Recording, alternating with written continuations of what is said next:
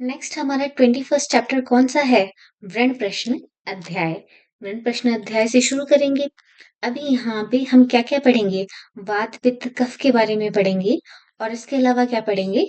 हम क्रियाकाल के बारे में इस चैप्टर में पढ़ने वाले हैं। तो व्रण प्रश्न अध्याय 21st चैप्टर है हमारा। सबसे पहले क्या कहा है? वात पित्त श्लेष्मा देह संभव हेतु। तो जो शरीर की उत्पत्ति में कारण है, देह की उत्पत्ति में कारण है, वो कौन है? वात पित्त श्लेष्मा, इन तीनों को कहा है। ठीक है। अब इसी के लिए क्या कहते हैं? शरीरम इदम धारयेत। शरीर का ही धारण करते हैं। कैसे धारण करते हैं? आगार में स्थूणा, जैसे जो मकान है उसका स्तंभ जो है, खंभे जो है उसका धारण करते हैं, वैसे ही वात पित्त कफ जो है शरीर को धारण करते हैं। इसलिए इसे क्या कहा है? त्रिस्थूण कहा है। त्रिस्थूण, तीन स्तंभ कौन है? वात पित्त कफ। ठीक है, इनको इनको त्रिस्थूण कहा है। इंपॉर्टेंट है, पूछा जाता है त्रिस्थूण के लिए। नेक्स्ट देखो क्या लिखा है? त एव च व्यापन्ना प्रलय हेतुआ। इनकी विकृति अगर हो जाए तो क्या होगा? प्रलय का हेतु होगा। तदेव भी शोणित चतुर्थे, कि इन्हीं की तरह जो है शोणित जो है वो चौथा है हमारा। किसमें कारण है? वो देह की संभव स्थिति और प्रलय में कारण है। ठीक।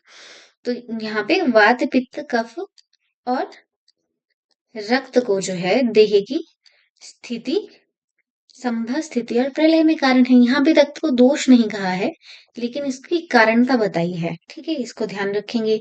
नेक्स्ट देखो, आगे आ जाओ। 4th नंबर कोटेशन में क्या लिखते हैं? नर्त देहे कफाद अस्ति न पित्तात न च मारुताद शोणितादपि वा नित्यम देहि एतस्तु धारेत। कि वात पित्त कफ के बिना देह का धारण नहीं होता, वैसे ही शोणित के बिना भी नहीं होता है। ठीक है, तो इन चारों से ही हमारा क्या होता है? देह का धारण होता है। अब नेक्स्ट यहाँ पे निरुक्ति बताई है। ठीक, निरुक्ति बताई है, तो निरुक्ति में क्या कहा है? वात की निरुक्ति में क्या कहा है? वाग गति गंधनियो, वाग गति गंधनियो शब्द से इसकी निरुक्ति बताई है। ठीक। नेक्स्ट क्या है? तप संतापे। तप संतापे पित्त शब्द से यहाँ पे तप संतापे इसकी निरुक्ति है। और कफ की निरुक्ति क्या है? श्लेष्मा की निरुक्ति क्या है? श्लेष आलिंगने। ठीक है, आलिंगने, श्लेष आलिंगने के लिए श्लेष्मा शब्द की निरुक्ति जो है क्या लिखी है? श्लेष आलिंगने लिखी है। पित्त शब्द की निरुक्ति क्या है? तप संतापे। और वात शब्द की निरुक्ति क्या है? वा गति गंधनियो धातु से ये बने हैं। ठीक। नेक्स्ट हमारे पास क्या आता है? अब यहाँ पे ये स्थान बताते हैं कि जो हमारे वात पित्त कफ है वो रहते कहाँ हैं शरीर में। तो यहाँ क्या कह रहे हैं? तत्र समासेन। अभी हम शॉर्ट में बोलेंगे। वात श्रोणी गुद संश्रय तद उपरयो, कि श्रोणी और गुदा के कहाँ है? ऊपर है ये। वात का स्थान श्रोणी और गुदा के ऊपर बताया है। और अधो नाभि, नाभि के नीचे बताया है। ठीक है, नाभि के नीचे वात का स्थान बताया है। पक्वाशय, पक्वाशय में है। पक्वाशय आमाशय मध्यस्थ पित्तम, ये जो सारा स्थान था ऊपर वाला, ये किसका है? वात का स्थान है। कहाँ कहाँ? श्रोणी गुद संश्रय है, तद ऊपरियो, श्रोणी गुदा के ऊपर है और नाभि के नीचे है। ठीक। और कहाँ है? पक्वाशय में है। किसका स्थान? वात का स्थान। और पित्त का स्थान क्या कह रहे हैं? पक्वाशय आमाशय मध्यम, पक्वाशय और आमाशय के बीच में है पित्त का स्थान। आमाशय श्लेष्मणा, और आमाशय में किसका स्थान है? आमाशय श्लेष्मणा। कफ का स्थान कहाँ है? आमाशय में है। ठीक है, और यहाँ पे क्या है? पित्त का स्थान है। इधर से आगे पक्वाशय हमारा शुरू हो जाएगा। यहाँ पे पित्त का स्थान है। पक्वाशय आमाशय मध्य, पक्वाशय आमाशय मध्य पित्त का स्थान कहाँ है? ठीक, तो ये हो गया हमारा स्थान। यहाँ पे वात के स्थान ज्यादा दिए हैं तो वो हमें याद रखने हैं। पित्त का स्थान किसके मध्य में कहा है? पक्वाशय आमाशय के मध्य में कहा है। और आमाशय का स्थान कहाँ कहा है? आमाशय किसका स्थान कहा है? श्लेष्मा का स्थान कहा है। नेक्स्ट हमारे पास देखिए क्या आता है। अब यहाँ क्या कर रहे हैं कि कहाँ कहाँ हमारा जो ये इसके कहाँ कहाँ पे इसका विभाजन हुआ है। तो वात का हमने वात व्याधि में देखा है। विभाजन 5 तरह के इनके सबके टाइप हैं, तो उनका विभाजन वात व्याधि में देखा है हमने। सबसे पहले किसने बताए हैं 5 टाइप वात के? आचार्य चरक ने बताए हैं। ठीक है, कहाँ बताए हैं? चिकित्सा स्थान कौन सा वाला है? 28। ठीक है, वहां पे हमें वात के सारे टाइप्स बताए हैं, पांचों के पांचों। अब पित्त के टाइप्स यहाँ पे आचार्य सुश्रुत बताएंगे। और कफ के टाइप कौन बताएंगे? कफ के टाइप आचार्य बागभट जी बताएंगे। ठीक है। नेक्स्ट देखो क्या लिखा है। यकृत प्लीहा में स्थान जो है पित्त का बताया है। किसका स्थान होता है? रंजक पित्त का, ये हम आगे देखेंगे। हृदय में स्थान बताया है, दृष्टि में और त्वचा में स्थान जो है पित्त के बताए हैं। श्लेष्मा के लिए क्या कहा है? उरह में है, सिर पे है, कंठ में और संधियों में इसका स्थान कहा है। नेक्स्ट देखो, अभी क्या कह रहे हैं, एक रेफरेंस, इंपॉर्टेंट रेफरेंस है, ये पूछा भी गया है पहले। क्या लिखा है? विसर्ग आदान विक्षेपे सोम सूर्य अनिला। जैसे हमारा सोम है, चंद्रमा है, सूरज है और हमारी जो वायु है, ठीक है, ये जो है जगत में क्या डिसाइड करते हैं? विसर्ग आदान और विक्षेप काल, इनकी इनकी क्रियाओं को ये मेंटेन करते हैं। धारयंती जगत, ठीक है। वैसे ही हमारे देह में क्या है? वात पित्त कफ जो है वो बॉडी को इनकी तरह धारण करते हैं, ठीक है। ये रेफरेंस हमें ध्यान में रखना है। नेक्स्ट आते हैं, अब यहाँ पे थोड़ा प्रैक्टिकल वाली चीज है, इसको समझना है आपने। एक बार इसको रीड करेंगे कि पित्त के विषय में बात जानने वाली क्या है, कि शरीर में पित्त के अतिरिक्त अन्य अग्नि है, यानी कि पित्त को ही अग्नि यहाँ पे बोला है, पित्त के अतिरिक्त अन्य अग्नि नहीं है। पित्त पित्त को ही अग्नि बोला है, ठीक है। इसके लिए क्या कहते हैं कि जो अन्य अग्नि उपलब्ध नहीं होती, क्योंकि पित्त में क्या है? अग्नि गुण है, उसी से ही हमारा क्या हो रहा है? दहन पाचन क्रियाएं हो रही हैं, ठीक है। दहन पाचन क्रियाएं हो रही हैं, अब क्या है? उसकी वृद्धि के लिए अग्नि समान उष्ण गुण वाले द्रव्य, अगर हमें पित्त की वृद्धि करनी है तो अग्नि के समान उष्ण गुण वाले द्रव्य हम यूज करते हैं, जैसे कि चित्रक, सोंठ और पिपली। इसमें क्या है? इसमें उष्ण गुण की अधिकता है, ठीक है। वीर्य क्या है? इसका उष्ण है। और पित्त अगर ज्यादा बढ़ जाए तो हम कैसे ड्रग्स यूज करेंगे? शीतल द्रव्य यूज करेंगे, यही हम ट्रीटमेंट प्रोसीजर में यूज करते हैं। तो अल्टीमेटली क्या कहना चाहते हैं कि पित्त के अलावा और जो भी बॉडी में अग्नि है वो उपलब्ध नहीं है, उसके अलावा कोई और अग्नि नहीं है, पित्त को ही अग्नि यहाँ पे कहा हुआ है। ये यहाँ पे ये कहना चाह रहे हैं, ये ट्रीटमेंट बेसिस पे यहाँ पे कॉन्सेप्ट बताया हुआ है। नेक्स्ट देखो यहाँ पे, अब पित्त के पांचों टाइप्स के बारे में बात करेंगे। सुश्रुत जी ने क्या किया है? 5 टाइप दिए हैं पित्त के। क्या लिखा है? तद अदृष्ट हेतुकेन विशेषेण पक्वाशय आमाशय मध्यस्थम पित्तम। कि अदृष्ट हेतुओं से, जो पहले के जन्म के कृत कर्म है, कभी कभी ऐसे कह देते हैं, या फिर अदृष्ट हेतुओं के कारण जो पक्वाशय आमाशय मध्य स्थित पित्त है वो क्या करता है? चतुर्विधम अन्नम पचती, जो हमारे 4 तरह का अन्न है, भक्ष्य, लेह, चव्य, चौष्य, उसका पाचन करता है, विवेचन करता है, विवेचयति, और दूष रस मूत्र पुरीषाणाम, उनको अलग अलग करता है, ठीक है। नेक्स्ट देखो क्या लिखा है, तत्रस्थम, इसको स्किप करके, अग्नि कर्मणाम अनुगृह्यतम करोति। अग्नि का जो काम है, जो पाचन का काम है शरीर में, वो सारा काम कौन कर रहा है? पित्त कर रहा है। अब उसकी संज्ञा क्या दे रहे हैं? तस्मिन पित्ते पाचको अग्नि देती, ठीक है। वो क्या है? पाचक पित्त है हमारा, ठीक। ये कौन क्या करता है? ये पाचक पित्त अग्नि कर्म का अनुग्रहण करता है, जो भी अग्नि से रिलेटेड काम है पाचन के, वो कौन कर रहा है? पाचक पित्त कर रहा है। नेक्स्ट हमारा क्या है? यत्तु यकृत प्लीहो पित्तम। यकृत और प्लीहा में क्या है? हमारा पित्त रह रहा है, उसको क्या कहते हैं? तस्मिन रंजको अग्निरिति संज्ञा, उसको क्या कहते हैं? रंजक पित्त कहते हैं, रंजक पित्त कहते हैं, जो यकृत और प्लीहा में हमारा पित्त रहता है। सरसस्य रागकृत, वो क्या करता है? रंजक पित्त का काम क्या है? राग करना है। हमने 14 चैप्टर में भी पढ़ा था कि रस का रंजन कहाँ हो रहा है? यकृत प्लीहा में हो रहा है, ठीक। वही चीज यहाँ पे रिपीट हुई है, तो अभी ये दूसरा टाइप आ गया। एक तो पाचक पित्त हमारा हो गया, जो कि क्या कर रहा था? अग्नि कर्म का अनुग्रह कर रहा था। और ये हमारा क्या है? रंजक पित्त है, जो कि राग कृत, रस का राग, रस को राग दे रहा है, रस का रंजन कर रहा है। नेक्स्ट देखो, यद पित्तम हृदय स्थितम। अब हृदय में कौन सा पित्त स्थित है? हमारा साधक पित्त स्थित है। अब साधक पित्त का काम क्या है? अभिप्रार्थित मनोरथ साधन कृतु, ठीक है। जो भी हमारी मन की इच्छाएं हैं, अभिलाषाएं होती हैं, ठीक है, उनको जो साधता है वो हमारा साधक पित्त है, ठीक है। तो ये कहाँ होता है? हार्ट में होता है, हृदय में इसकी स्थिति बताई है। किसकी स्थिति बताई है? साधक पित्त की स्थिति जो है कहाँ बताई है? हृदय में बताई है, ठीक, साधक पित्त। नेक्स्ट हमारे पास क्या है? ये दृष्टियां। अब दृष्टि में कौन सा रहता है? आलोचक पित्त रहता है, इजी है ना, हमें ये तो याद रहता है, आलोचक पित्त, ठीक है। तो दृष्टि में कौन सा पित्त रहता है? आलोचक पित्त रहता है।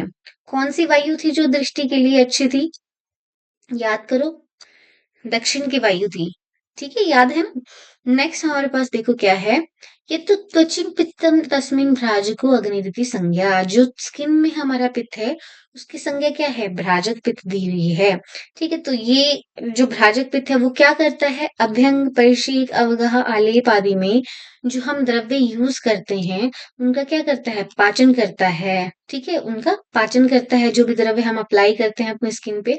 और छाया नाम च प्रकाश का, ठीक है, छाया को प्रकाशित करता है। ये कौन है, ये है हमारा भ्राजक पित्त। ठीक है, जो स्किन में रहता है। तो अभी हमारे पास कौन कौन से पित्त हो गए, हमारा पाचक पित्त हो गया, अग्निकर्म का अनुग्रह कर रहा था। हमारा रंजक पित्त हो गया, कहाँ रह रहा था, यकृत प्लीहा में, और राग ये कर रहा था शरीर में। और हमारा हृदय में रहने वाला कौन सा है, साधक पित्त है। क्या करता था ये, अभिप्रार्थित मनोरथ को ये सिद्ध करता है। नेक्स्ट हमारे पास आंखों में कौन सा था, आलोचक पित्त था। ठीक, नेक्स्ट हमारे पास क्या है, क्या करता है आलोचक पित्त, रूप ग्रहणम अधिकृत है। ठीक है, रूप का ग्रहण करने में हेल्प करता है। नेक्स्ट हमारे पास क्या है, भ्राजक पित्त है। भ्राजक पित्त क्या करता है, जो भी हम ड्रग्स यूज कर रहे हैं, भ्यंग परिशीक अवगाहन आलेपन आदि में, उनको क्या करता है, उनका उनका एब्जॉर्प्शन वो करेगा और छाया का प्रकाशक करेगा, प्रकाशक है ये। ठीक है, उनका जो पाचन करेगा, उन द्रव्यों का पाचन करेगा और साथ में छाया को प्रकाशित करेगा। ये हमारा भ्राजक पित्त है। ठीक है, ये सब चीजें हमने किसकी देख ली, पित्त की देख ली। अभी यहाँ पे वाग्भट जी का एक रेफरेंस आता है, बुद्धि मेधा अभिधानाद्यर अभिप्रेता साधनात् साधकम हृदयगतम पित्तम। ठीक है, ये हृदयगत पित्त, साधक पित्त के लिए ही लिखा है, बुद्धि मेधा अभिधाना, ये टर्म जो आई है ये साधक पित्त के लिए ही आई है। नेक्स्ट हमारे पास क्या लिखा है, अब इसमें क्या क्या गुण है, क्या रस है, इसकी विदग्ध और अविदग्ध अवस्था में, ये सब बताया है। तो पित्त कैसा है, तीक्ष्ण है, द्रव है, पूती है, नील पीत कलरफुल है। ठीक है, और कैसा है, उष्ण है और कटु रस युक्त है। तो जो नॉर्मल इसका रस है वो कैसा है, कटु रस युक्त है। और विदग्धम च अम्लमेव, अब विदग्ध होने पे कैसा हो जा रहा है ये, अम्ल रस युक्त हो जा रहा है।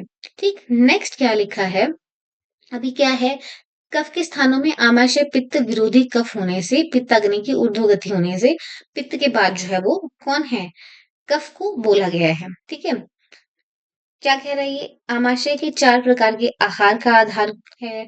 वह चतुर्विध आहार कफ के जलीय गुणों से प्रकीर्ण और महीन होकर सुखपूर्वक पचने योग्य होता है। ठीक है, यहाँ पे जस्ट जनरल ये बात कह रहे हैं, चतुर्विध आहार जो है वो क्या है, उसको उसमें क्लेदन जलीय गुण कहाँ से आएगा, कफ, कफ से आएगा। तो नीचे हमारा क्या रह रहा है, पित्त है ना, आमाशय और पक्वाशय मध्य इसको कहा है। तो नीचे हमारे यहाँ पे पित्त रह रहा है, उसके ऊपर जो है ये कह रहे हैं कफ जो है हमारा, इसकी स्थिति है। जैसे कि सूरज के बाद चंद्रमा आता है, सूरज के ऊपर चांद की स्थिति है। ठीक है, वैसे ही पित्त के बाद कफ की स्थिति यहाँ पे ये बता रहे हैं। ठीक, अब आगे आते हैं। अच्छा, इसमें हम क्या कर सकते हैं, अविदग्ध अवस्था में हमारा जो है दोष कैसा है, उसका रस कैसा है, और विदग्ध अवस्था में कैसा है वो हम लिख सकते हैं। ठीक, तो पित्त का क्या बताया हमने, कटु बताया, अविदग्ध अवस्था में उसका रस, और विदग्ध होने पे कैसा हो जा रहा है वो, अम्ल हो जा रहा है। वैसे ही हम किसका देखेंगे, कफ का भी देखेंगे आगे। ठीक है, नेक्स्ट देखो आगे क्या है, अब कफ के बारे में बोल रहे हैं। तो कफ के लिए क्या कहा, कफ आमाशय में रहता है ना। कफ का स्थान हमने पहले आमाशय पढ़ा, पीछे हमने जब देखा था तो हमने क्या पढ़ा था कि कफ का स्थान क्या है, आमाशय है। ठीक, यहाँ पे लिखा है आमाशय श्लेष्मण, हाँ श्लेष्मा का स्थान क्या है, आमाशय है। वही बात ये यहाँ पे रिपीट कर रहे हैं। ठीक, अब क्या कह रहे हैं, श्लेष्मा उरह त्रिक संधारणा। ठीक है, जो उरह में स्थित है श्लेष्मा वो क्या करेगा, त्रिक को धारण करेगा, जो हमारा लंग्स वाला रीजन है उसको धारण करेगा। और क्या करेगा, अन्न रस और अपने सौम्य वीर्य से हृदय का अवलंबन करेगा। तो हृदय अवलंबन कौन कर रहा है, हृदयम अवलंबनम करोति, कौन कर रहा है ये, कफ कर रहा है। यहाँ पे नाम मेंशन इन्होंने नहीं किए हैं, नाम जो है हमारे स्पेसिफिक नाम वाग्भट में आएंगे। ठीक, अभी इन्होंने सिर्फ ये कहा है कि जो है उरा स्थित जो हमारा कफ है वो क्या कर रहा है, त्रिक को धारण कर रहा है और हृदय का अवलंबन कर रहा है। हृदय का अवलंबन कौन कर रहा है, उरा स्थित कफ। नेक्स्ट हमारे पास क्या है, जिह्वा मूल कंठस्थो जिह्वा इंद्रिय सौम्यत्वाद सम्यक रस ज्ञान वर्तते। ठीक है, जो जीवा के मूल भाग में रह रहा है और जिसकी स्थिति कहाँ है, कंठ में बताई है। ठीक है, वो रसनी इंद्रिय को सर्व प्रकार के रस ज्ञान में हेल्प करता है। तो ये हमारा कौन सा है? वैसे कफ बोधक कफ के लिए ये सब कहा है ना। बोधक कफ के बारे में हम बात करते हैं कि वो जीवा के पास रहता है, जीवा मूल में रहता है। तो जीवा मूल और कंठ में जो रहेगा वो क्या करेगा? जीवा इंद्रिय का जो भी ज्ञान है, रस ज्ञान है, उसमें हेल्प करेगा। अब जो शिर में रह रहा है वो क्या करेगा? जो हमारे सुप्रा क्लेविकुलर रीजन है उसका स्नेहन करेगा, तर्पण करेगा, और जो हमारी इंद्रियां हैं, ठीक है, उनको अनुग्रहित करेगा, यानी कि उनको अपने काम कराने में हेल्प करेगा। ठीक। नेक्स्ट हमारे पास कहाँ पे श्लेष्मा की स्थिति कही थी? संधियों में, ठीक है, जॉइंट्स में जो है हमारे श्लेष्मा की स्थिति कही थी। तो संधियों में क्या कह रहे हैं ये? संधियों के बीच में जो श्लेष्मा है वो क्या करता है? सर्व संधि संश्लेष शाद सर्व संधि अनुग्रह, ठीक है, संधियां सभी संधियों को जोड़ने का, संश्लेष का काम करता है, ठीक है, और उनका उपकार करता है, अनुग्रह करता है। तो ये हमने कफ के बारे में पढ़ा। सबसे पहला जो है हमारा हृदय का अवलंबन कौन कर रहा है? उरह स्थित उरह स्थित जो कफ है वो कर रहा है, और क्या करता है? ये त्रिक का संधारण करता है, त्रिक का संधारण करता है। जीवा मूल वाला क्या करेगा? जीवा मूल वाला जो है जीवा इंद्रिय की सौम्यता और उसका रस ज्ञान जो है वो बनाए रखता है। शिर में जो स्थित है वो स्नेहन, तर्पण, इन सबको और इंद्रियों इंद्रियों का जो अपने इंद्रियों के जो गुण है, इंद्रियों के जो अपने कार्य को ग्रहण करने की क्षमता है उसको बनाएगा। और संधियों में स्थित कफ जो है वो क्या करेगा? सभी संधियों का अनुग्रह करेगा। ठीक। यहाँ पे त्रिक की परिभाषा दलहन जी ने दी है। क्या लिखा है? शिरो बाहु हृदय संधानाद, ठीक है, इसको यहाँ पे क्या कह रहे हैं? त्रिक प्रदेश कह रहे हैं। नेक्स्ट देखो क्या लिखा है। अब श्लेष्मा के रस और गुण बताए हैं। कैसा लिखा है इसको? श्वेत, गुरु, स्निग्ध, पिच्छल, शीत बोला है। और मधुरस्थ अविदग्धो, अविदग्ध अवस्था में कैसा है? मधुर है, और विदग्ध हो जाने पे कैसा हो जा रहा है? लवणीय हो जा रहा है। तो हमारा कफ कैसा है? अविदग्ध अवस्था में मधुर है, और विदग्ध हो जाने पे कैसा हो जा रहा है? लवण हो जा रहा है। वैसे ही आपने वात का भी लिख लेना है, ठीक, वात का भी मेंशन कर लेना है। नेक्स्ट हमारे पास क्या है? शोणित के लिए कहा है, ठीक है। शोणित का स्थान क्या है? यकृत प्लीहा है, ये हमने पीछे भी पढ़ा था, ठीक। शोणित का स्थान क्या है? यकृत प्लीहा है। और क्या लिखा है इसके लिए?